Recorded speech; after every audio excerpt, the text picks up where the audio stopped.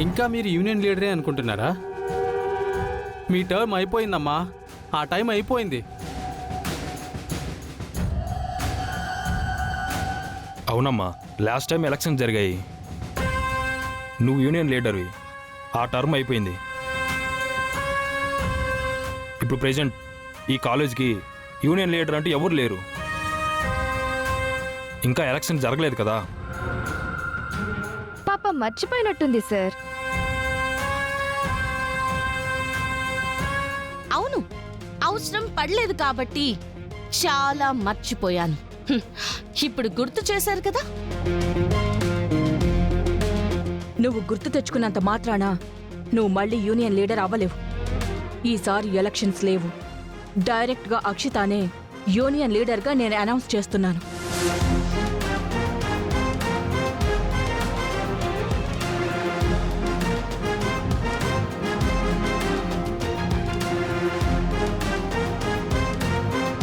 Correct decision అమ్మా. Congratulations వదినా. Thank you so much. Union leader అనేది వారసత్వం కాదు. నా తర్వాత నా కొడుక్కి, నా కోడలికి, నా మనవళ్ళకి అని కంటిన్యూ చేయడానికి.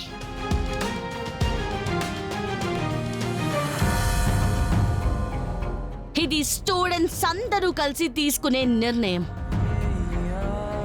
యూనియన్ లీడర్ కోసం ఎలక్షన్స్ జరిపిస్తాను. నేనే యూనియన్ లీడర్ అవుతాను.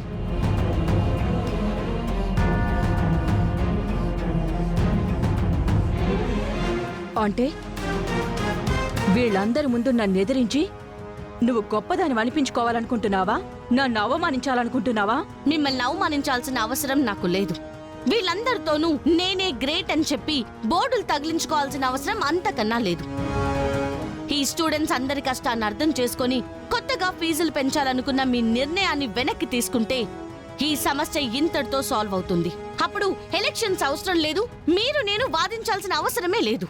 అంటే నువ్వు చెప్పినట్టు నేను వినాలా? ఆ స్థానంలో కూర్చున్న తర్వాత స్టూడెంట్స్ అందరి మంచి చెడుల గురించి మీరు ఆలోచించాల్సిందే.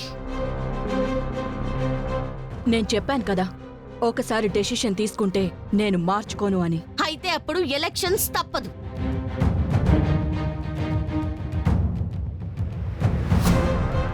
ఏంటి ఆంటీని బెదిరిస్తున్నావా? లేదు, హెచ్చరిస్తున్నాను. తప్పుడు నిర్ణయాలు తీసుకోదని హెచ్చరిస్తున్నాను.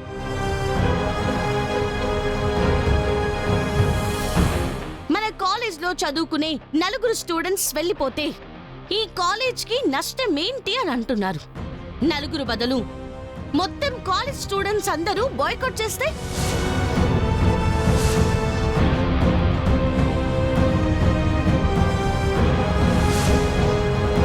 అధిక ఫీజులు వసూలు చేస్తున్నారని చెప్పి అందరూ ధర్నాకి దిగితే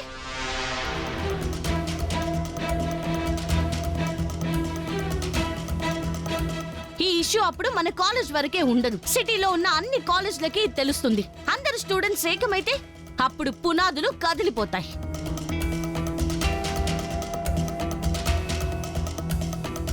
కాలేజ్ చైర్పర్సన్ గా మీకు మేమందరం ఎప్పుడు రెస్పెక్ట్ ఇస్తూనే ఉన్నాం. ఆ రెస్పెక్ట్ ని కాపాడుకోవాలా లేదా అనేది మీ చేతుల్లోనే ఉంది.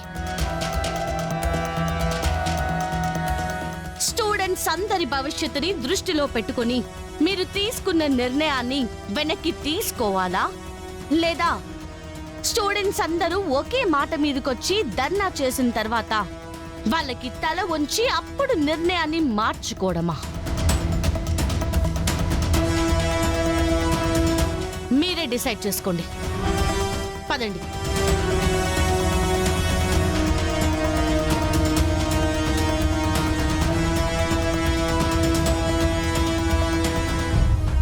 మమ్మీ, వదిన అడిగిన దాంట్లో న్యాయం ఉంది.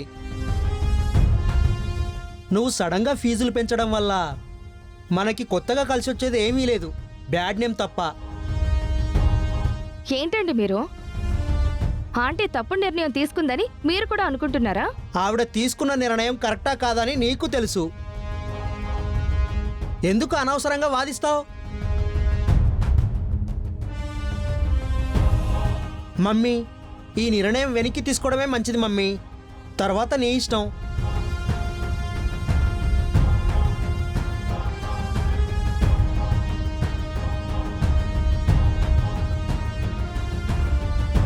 ఏంటి మమ్మీ, తను నిన్ను అంత చార్జ్ చేసి వెళ్తుంటే నువ్వేం మాట్లాడవేంటి? అక్క చెప్పింది కరెక్టే అని నాకు కూడా అనిపిస్తుంది.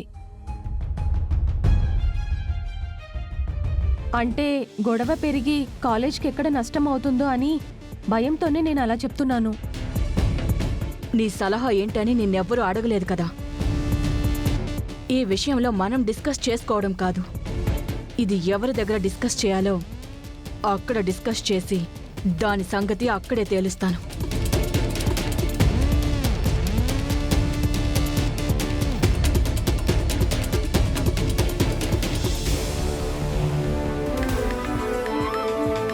హలో, ఎవరు? ఎవరా? అప్పులు తీసుకునేటప్పుడు కాళ్ళు గెడ్డాలు పట్టుకుని బ్రతిమలాడి ఇప్పుడు ఎవరు అంటున్నావా? అమ్మో, అప్పులోళ్ళా? అంకుల్ మీరా?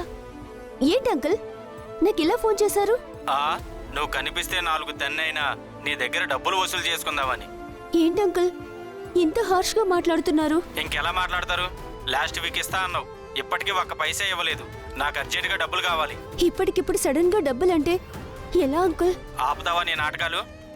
ఏదో ఆడపిల్లవి అవసరం ఉందని చెప్పి డబ్బులు ఇస్తే ఎప్పుడు ఏదో ఒక కథ చెప్తావు. నాకు ఎట్టి పరిస్థితుల్లో ఈ వీక్లో డబ్బులు కావాలి. పారిపోయి తిరుగుతున్నాను అనుకుంటున్నావేమో. నువ్వెక్కడున్నావో నాకు బాగా తెలుసు. మర్యాదగా డబ్బులు ఇస్తావా లేక మీ ఇంటికి వచ్చి అక్కడ గొడవ చేయమంటావా? అయ్యో అంకుల్, అంత పని చేయకండి. నేనేదో నానా కష్టాలు పడి ఇక్కడ పని చేసుకుంటున్నాను. ఈ టైంలో మీరు ఇక్కడికి వచ్చి గొడవ పెట్టి నా పరువు తీయద్దు. 1 వీక్లో ఖచ్చితంగా మీ డబ్బులు ఇచ్చేస్తాను అంకుల్, ప్రామిస్ అంకుల్. చూస్తాను. కరెక్ట్గా 1 వీక్లో ఒక డబ్బులు రాకపోవాలి, అప్పుడు చెప్తా నీ సంగతి. ఓకే అంకుల్, ఉంటాను.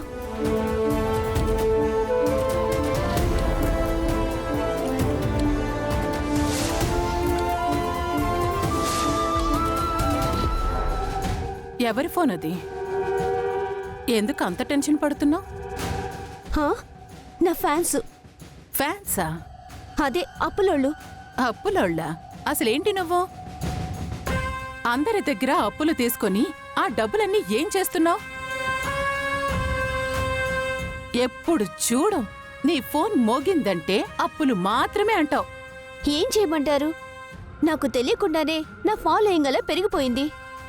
సిగ్గులేదా ఆ మాట చెప్పడానికి? అయినా మొన్నటి దాకా అనాథ శరణాలయంలో ఉన్నావు కదా, ఫుడ్డు బెడ్ అంతా ఫ్రీయే కదా, ఇంకీ అప్పులన్నీ ఎందుకు చేసినట్టు?